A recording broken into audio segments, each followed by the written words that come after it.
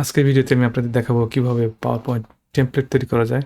Template তৈরি করার জন্য আমরা যাব স্লাইড মাস্টার। স্লাইড মাস্টার কীভাবে কী করতে হয় এটার উপর আমার একটা ভিডিও আছে, যদি আপনাদের এটা জানা বোঝার সমস্যা হয় তাহলে ওই ভিডিওটা প্লিজ দেখে নেবেন।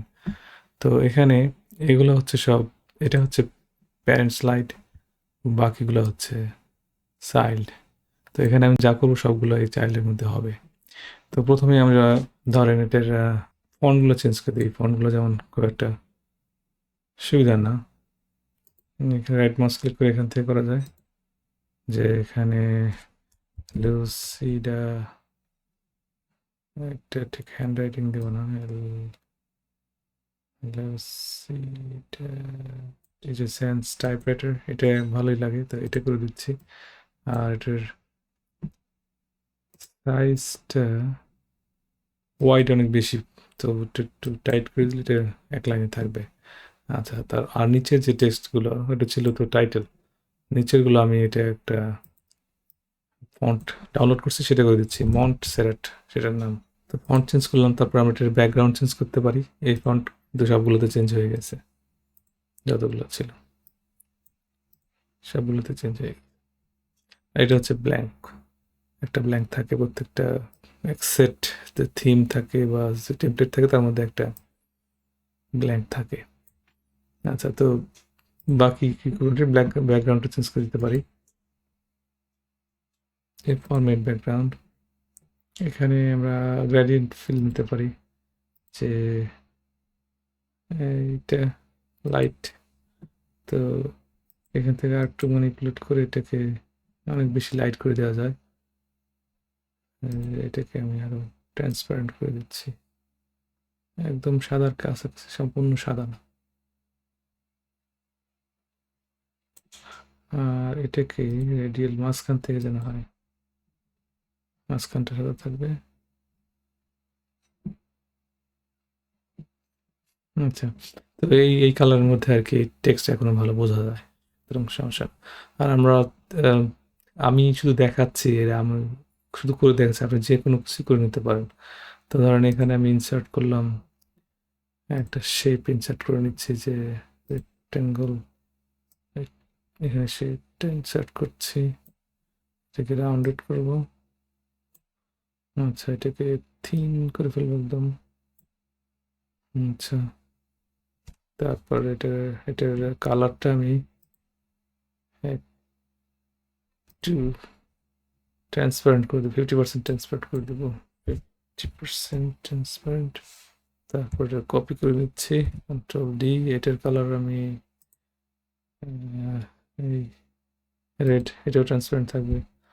তারপর আরেকটা কপি করছি, এটার কালার হয়তো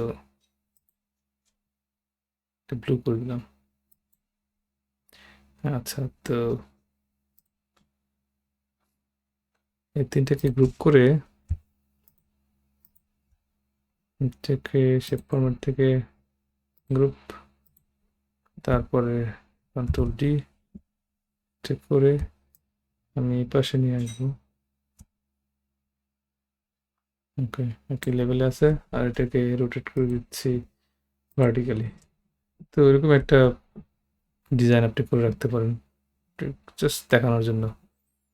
আমার কালার কম্বিনেশন সেন্সটা অত বেশি ভালো না, কি সম্ভাবনা আছে, কি করা যেতে পারে সেটা আমি দেখাচ্ছি। তারপরে ধরেন আপনি এটাতে নিজেদের লোগো লাগাই দিতে পারেন ছোট করে, এখানে যে কোনো জায়গায় যেখানে মনে হয় যে ঠিক দেখা যাবে। তো আমি এখানে একটা লোগো দিয়ে দিচ্ছি, ইনসার্ট পিকচার, আমারটা দিচ্ছি, আপনাদের নিজস্ব অফিসিয়াল লোগো দিয়ে দেবেন। এখান থেকে হবে, মধ্যে আছে ইনসার্ট, অনেক ছোট করতে হবে। ওকে, এরপর আমি এটার উপরে দিয়ে দিলাম, আর একটু বড় করা যায় যেহেতু জায়গা আছে। ওকে, সো এই লোগোটা সব জায়গায় হয়ে গেল।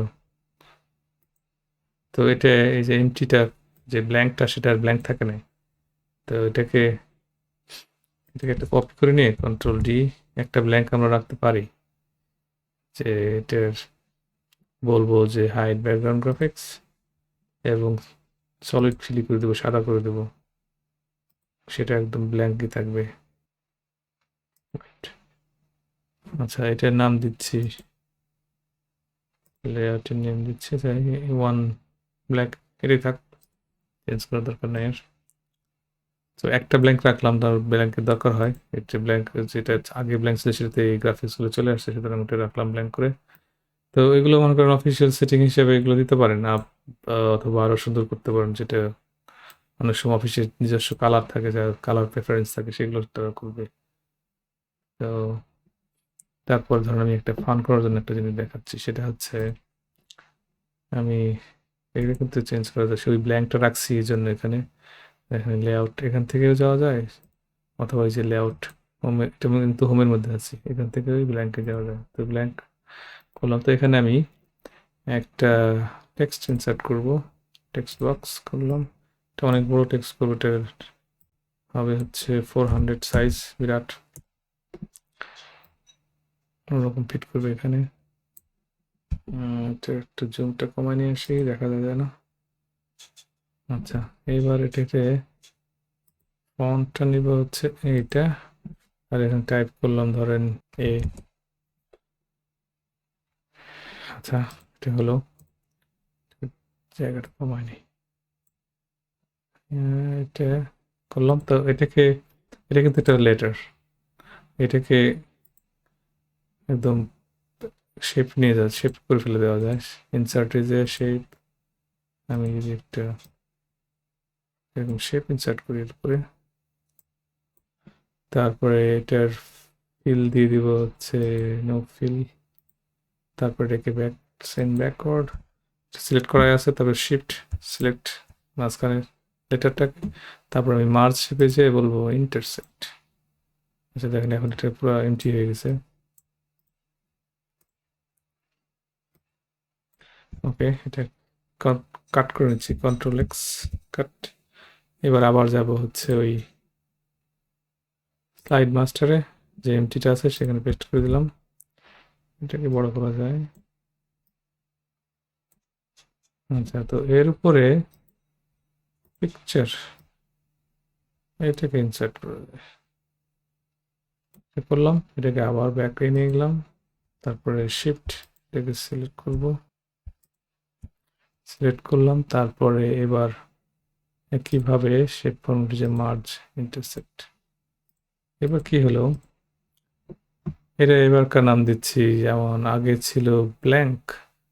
আচ্ছা, ব্ল্যাঙ্কটা রাখি, এটা কপি করে রাখি, কন্ট্রোল ডি, সেখানে এটা থাকবে না, এটা ব্ল্যাঙ্ক থাকবে, এটার নাম দিয়ে হচ্ছে,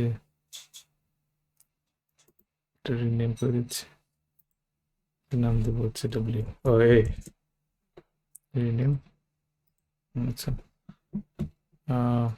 এবার এটা এই টেমপ্লেটটা সেভ করে দিচ্ছি, ফাইল, সেভ অ্যাজ, আমি ব্রাউজ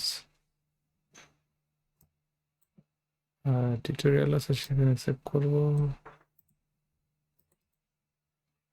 টিউটোরিয়াল এখানে সেভ করব। তো এটা চেঞ্জ করে হচ্ছে পাওয়ার পয়েন্ট টেমপ্লেট, POTX। আচ্ছা, এটা চেঞ্জ করলে কেন যেন লোকেশনটা চেঞ্জ হয়ে কাস্টম অফিস টেমপ্লেট ওখানে চলে যায় সরাসরি। তো আমি আবার ব্যাক করছি আমার যেখানে আমি সেভ করতে চাচ্ছি রিয়েলি, সেটা হচ্ছে এখানে টিউটোরিয়ালের মধ্যে এখানে। এটার নাম দিচ্ছি, আগে একটা নাম দিয়েছিলাম আমি, সুতরাং এবার একটু অন্য নাম দিচ্ছি, স্কিল ডেভেলপমেন্টের দুইটার ST দিয়ে দিলাম, স্কিল ডেভেলপমেন্ট টেমপ্লেট, সেভ। আচ্ছা, এখন এটাকে ক্লোজ করে দিচ্ছি, ওটাকে ক্লোজ করে দিয়ে নতুন আমি একটা পাওয়ার পয়েন্ট ওপেন করছি, পাওয়ার পয়েন্টের ইনস্ট্যান্স ওপেন করছি এবং ব্ল্যাঙ্ক প্রেজেন্টেশন নিয়েছি। তো এখন যদি আমি ওই টেমপ্লেট ওপেন করতে চাই, তাহলে আমাকে এখানে যেতে হবে, এখানে যে নিচে লেখা আছে ব্রাউজ ফর থিমস,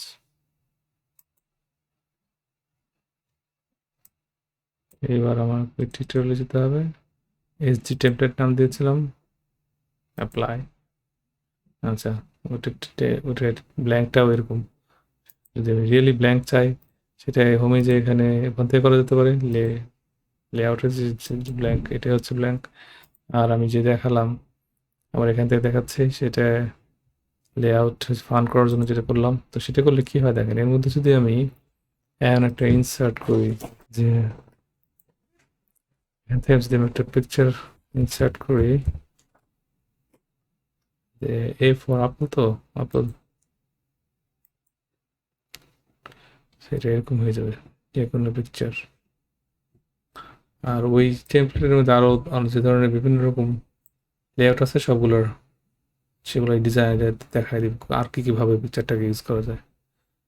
তো ওইভাবে পাওয়ার পয়েন্ট টেমপ্লেট যেমন খুশি টেমপ্লেট তৈরি করা যায় এবং আপনাদের প্রয়োজন মতো আপনারা করে নিতে পারেন।